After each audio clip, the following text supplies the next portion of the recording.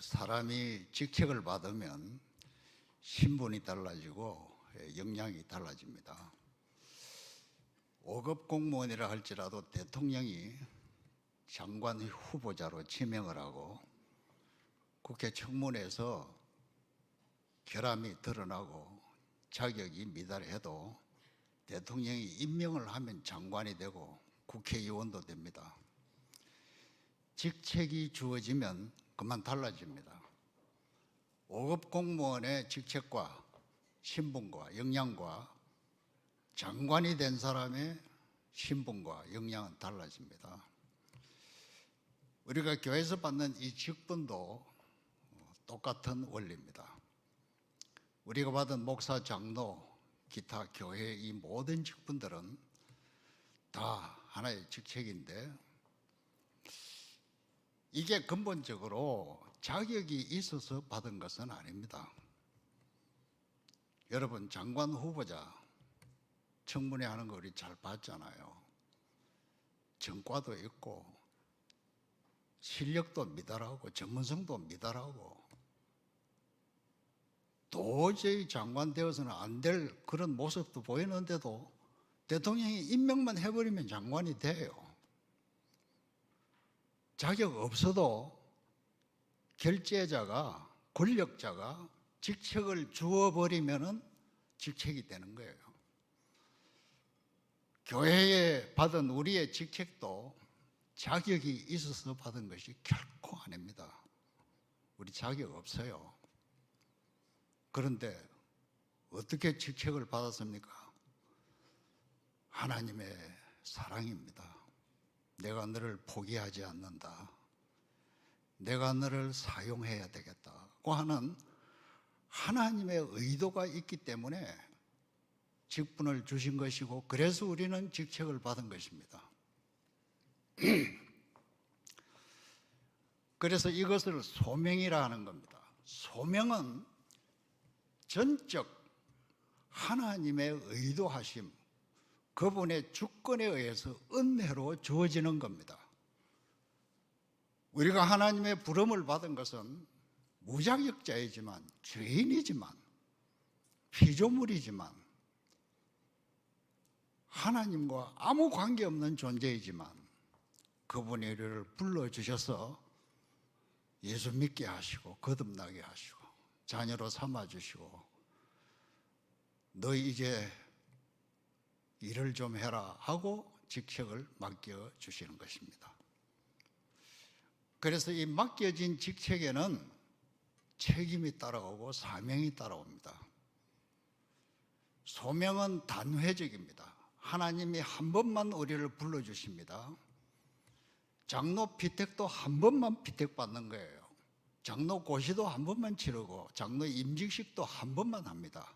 소명은 단회적입니다. 그러나 사명은 연속적이고 지속적이고 연결성을 가지는 것입니다. 우리가 이 미션이라고 하는 사명을 받으면 이 사명을 수행하기 위해서 반드시 갖추어야 될 리더의 세 가지 요건이 있습니다. 이건 성경에도 다 나와 있지만 리더십 이론에도 나와 있는 거예요. 교회의 리더가 되면, 이제 직분을 맡으면, 오늘과 연관해서 말하면 이제 장로가 되면 장로로서의 사명을 감당해야 되는데 여기에 세 가지 요건을 가지고 미션을 감당해야 됩니다. 첫째는 분별력을 갖춰야 됩니다. 제일 먼저 우리는 하나님이 기뻐하시는 것과 사람이 기뻐하는 것을 분별할 줄 알아야 됩니다. 너희는 이 세대를 본받지 말고 마음으로 새롭게 변화를 받아 하나님의 선하시고 기뻐하시고 온전하신 뜻이 무엇인지 분별하도록 하라. 이 분별력이 리더에게 첫째 요건입니다. 선과 악을 분별할 줄 알아야 됩니다. 불신앙과 신앙을 분별할 줄 알아야 됩니다. 이게 하나님 중심이냐 내 중심이냐를 분별할 줄 알아야 됩니다. 분별력이 잘못되면 그 다음 것 전부 다 잘못됩니다. 그 다음 두 번째 요건은 결단력입니다. 여러분, 분별하기 위해서는 깊이 생각하고 깊이 기도하고 오래 기도하고 그게 필요해요. 분별하기 위해서는 신중하게 기도하고 생각하고 해야 됩니다. 그러나 결단은 순간적으로 하셔야 됩니다. 결단을 오늘도 하고 내일도 하고 이렇게 미루면 안 돼요.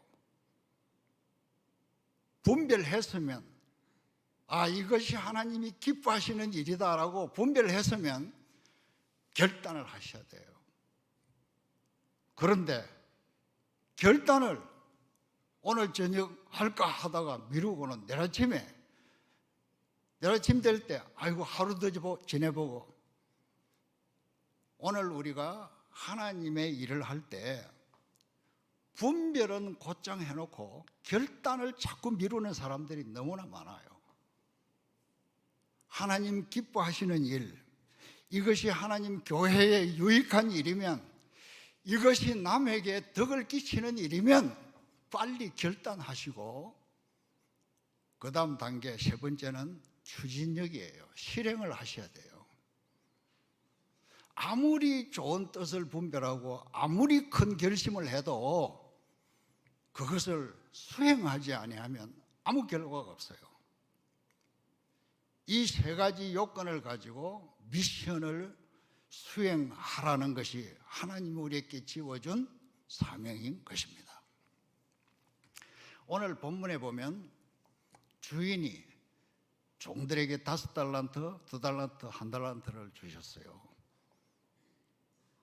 그 종들이 자격이 있어서 그걸 받은 게 아닙니다. 주인이 전적으로 주인의 판단에 의해서 맡긴 거예요.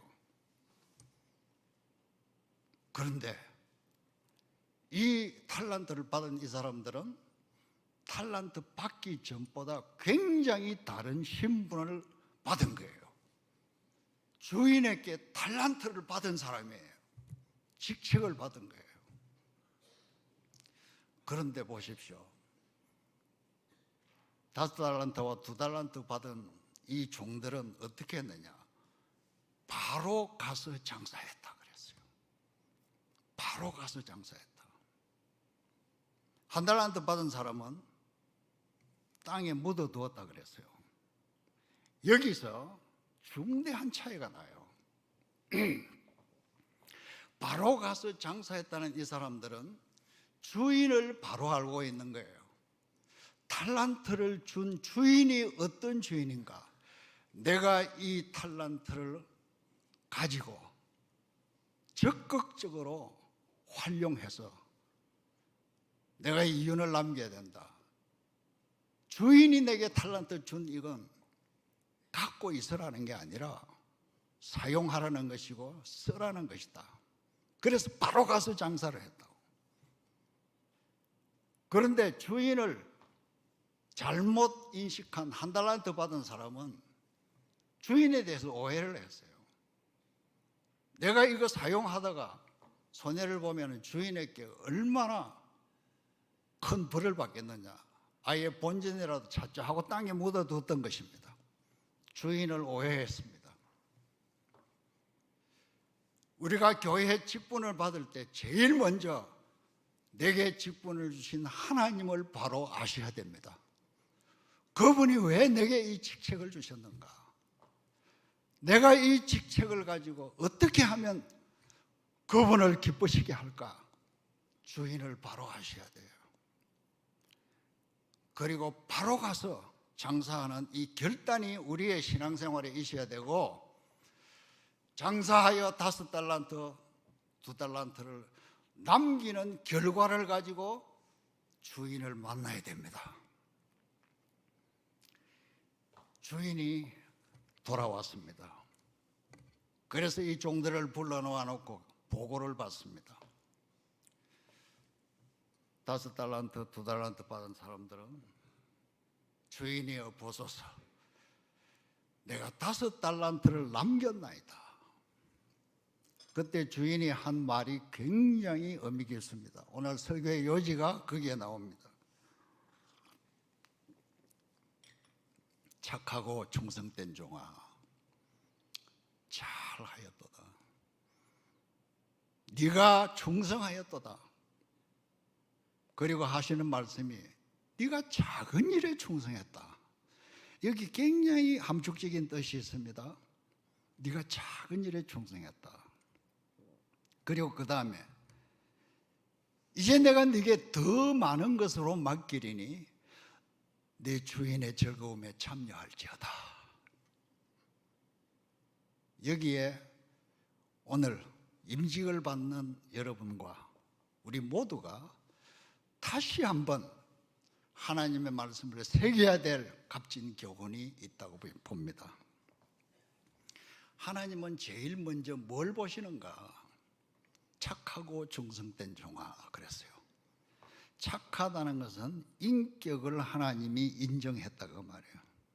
네가 정말 내 달란트를 받은 사람답다. 네가 정말 장로답다. 하나님은 먼저 우리 인격을 평가하십니다.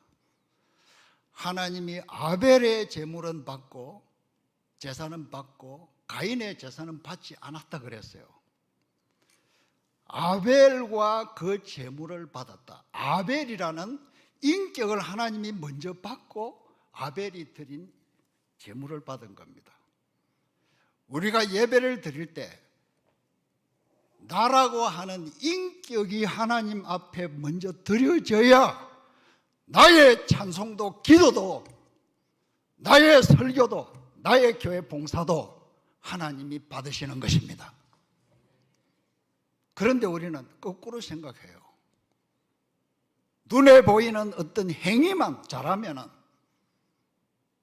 내 속에 어떤 죄를 품고 살든지 내가 신앙생활을 잘하는 것처럼 나타납니다. 하나님은 우리 속을 먼저 보고 계십니다. 예배당에 들어오는 나라는 인격을 먼저 보시는 거예요. 여기서 얼마나 예배를 잘 드리고 있느냐는 태도를 보시는 게 아니라 우리 중심을 보시는 거예요. 이 충성된 종에게 주인이 말했습니다. 너 착한 종이다. 착하다. 그리고 충성되다 그랬어요. 충성은 뭡니까? 이건 인격이 아닙니다. 네가 바로 살았다 그 말이에요. 하나님은 우리를 먼저 받으시고 내 신앙생활을 받으십니다. 내가 거부되면 내가 평생 살았던 발걸음도 다 헛삽니다. 나는 너를 알지 못하노라. 불법을 행하는 자들아 나를 떠나가라. 여러분, 충성된 것이 뭘까요? 오늘 본문에 네가 작은 일에 충성했다 그랬어요. 작은 일의 개념이 뭘까요? 제가 성경을 묵상하는 가운데 성령께서 깨닫게 해주시더라고요. 작은 일, 잘 들어보십시오. 이 달란트, 5달란트 받은 사람에게 작은 일을 충성했다. 작은 일은, 첫째 개념은 내가 할 수 있는 일은 전부 작은 일입니다. 예를 들어서 휴지가 떨어졌어요. 이건 내가 주울 수 있습니다. 허리 굽힐 건강도 있고 내가 주우면 이게 해결이 됩니다. 그걸 내가 주워서 휴지통에 담는 그건 작은 일이에요. 그 작은 일은 휴지 하나를 주웠다는 그 개념이 아니고 내가 할 수 있는 일을 한 그게 내게는 작은 일이에요. 내 힘으로 못하는 건 큰일이에요. 내 몸에 암이 발생했다. 이건 내가 해결 못합니다. 이건 병원에 가야 되고 의료진의 도움을 받아야 돼요. 그건 큰일이에요. 내가 못하는 일은 전부 큰일입니다. 내가 할 수 있는 일은 다 작은 일이에요. 여러분 각자가 할 수 있는 일을 하나님 앞에 다 하셔야 하나님 보실 때 그건 작은 일이에요. 네가 할 수 있도록 내가 은혜를 주었다. 네가 작은 네 힘으로 할 수 있는 일을 위해서 내가 네게 재능을 주었다. 물질도 주었다. 내가 준 것 가지고 네가 했는데 뭐 그게 큰일이냐 이게요. 여러분, 내가 할 수 있는 일을 해놓고 자랑하지 마세요. 교만하지 마세요. 남들이 칭찬해 줄 때까지 기다리세요. 남들이 잘했다고 말해 줄 때까지 기다리라고요. 내가 먼저 나서서 내 이런 일 해서 하나님 앞에서는 우리가 아무리 큰 일을 해도 그건 작은 일이에요. 얼마 전에 모 장로님께서 자기가 나왔던 대학에 50억 원의 기부를 했다는 소식이 있습니다. 우리 고신대학에도 30억을 기부하여 성경관을 지어준 장로님도 계십니다. 그런데 그분들은 재산을 다 처분해서 그렇게 기증한 게 아니에요. 땅 위에서 기업을 하고 장사를 하고 이윤을 남긴 거예요. 이윤을 남긴 것 가지고 그렇게 바친 거예요.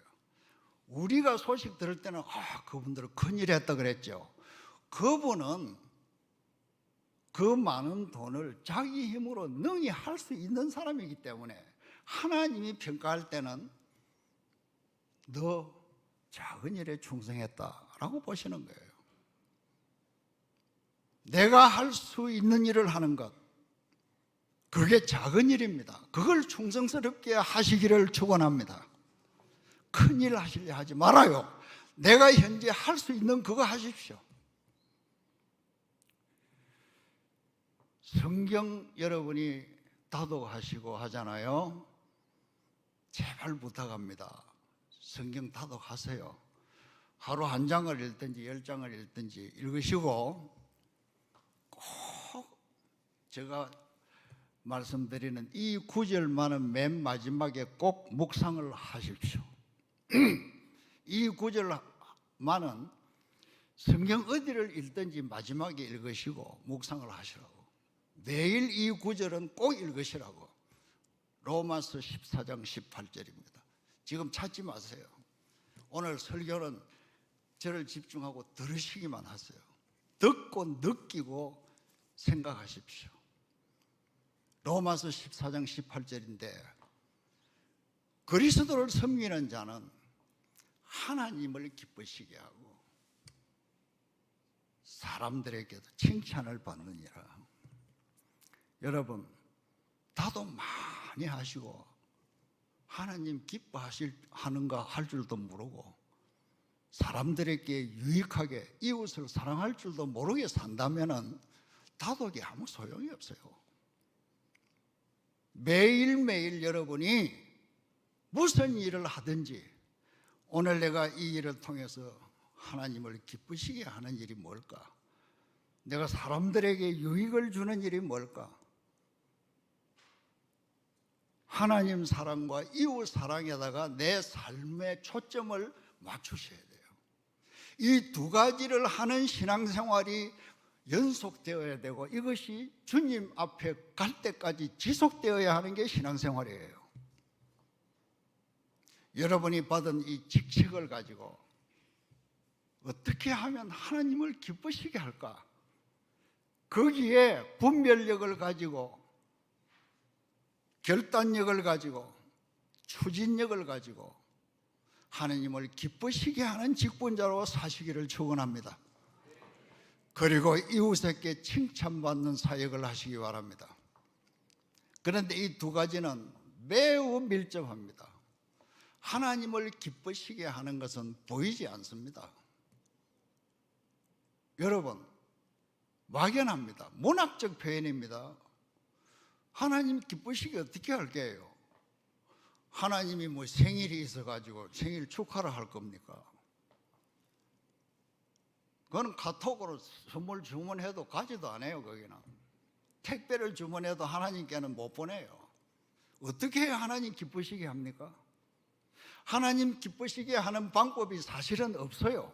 몰라요, 우리는. 그런데 하나님이 가르쳐 주셨어요. 보이는 이웃을 사랑하라는 거예요.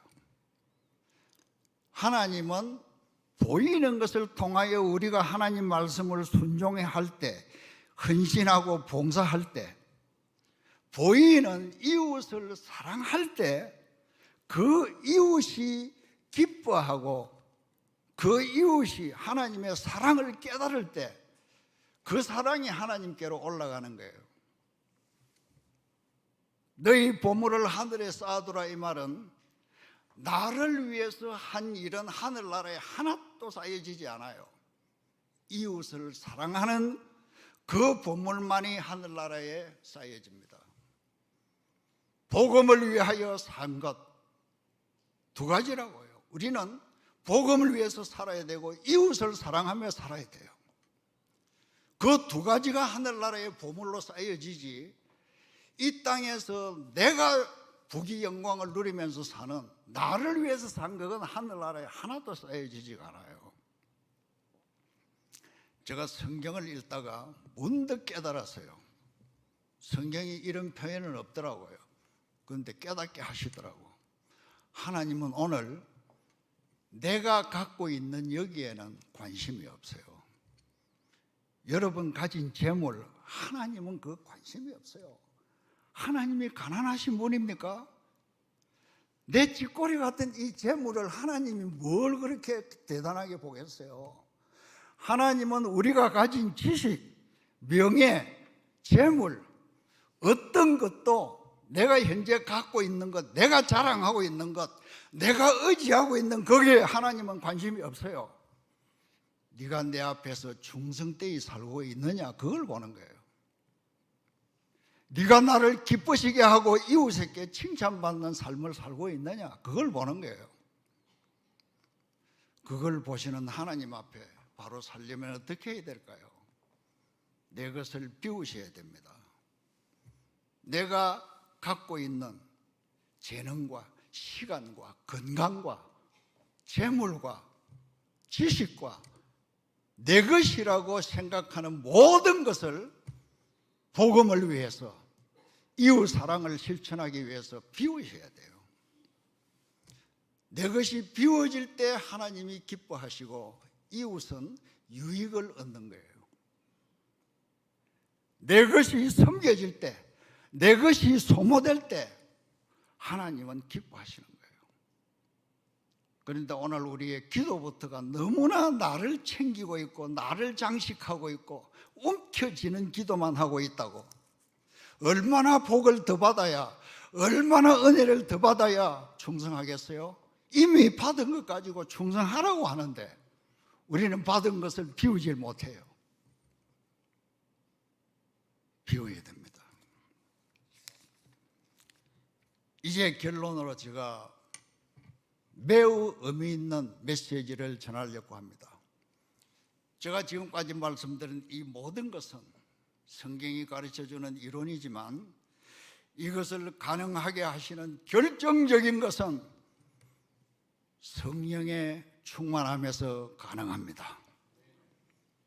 여러분, 메시아 사역을 보십시오. 이건 성경신학에서도 분명한 것인데 오늘 교회에서는 실행이 되지 않고 있는 것이 안타까워요. 메시아가 하나님의 구속사역을 성취하는데 4가지 단계가 있잖아요. 예수님의 탄생, 우리는 예수님의 탄생이라는 이 성탄절을 얼마나 거창하게 절기를 지킵니까? 예수님의 십자가의 고난 주간에 얼마나 우리가 많은 기도를 하며 얼마나 경건 훈련을 받습니까? 그리고 예수님의 부활,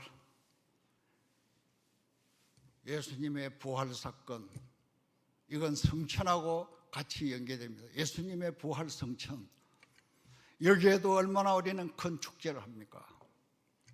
그런데 메시아의 구속사역은 이 3가지로 끝나지 않아요. 주님이 올라가시기 전에 제자들에게 너희는 예루살렘을 떠나지 말고 아버지의 약속하신 것을 기다리라. 요한은 물로 세례를 베풀었지만 내 뒤에 오시는 보혜사 성령은 너희들에게 성령으로 세례를 베풀리라. 아버지의 약속은 곧 성령의 강림이었습니다. 성령의 강림을 기다리라. 성령의 충만을 받으라.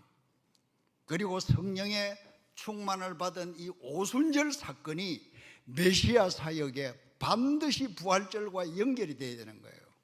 부활절 축제만 거창하게 하고 성령 충만을 위한 기도가 없는 것이 오늘 현실 교회의 모습이에요.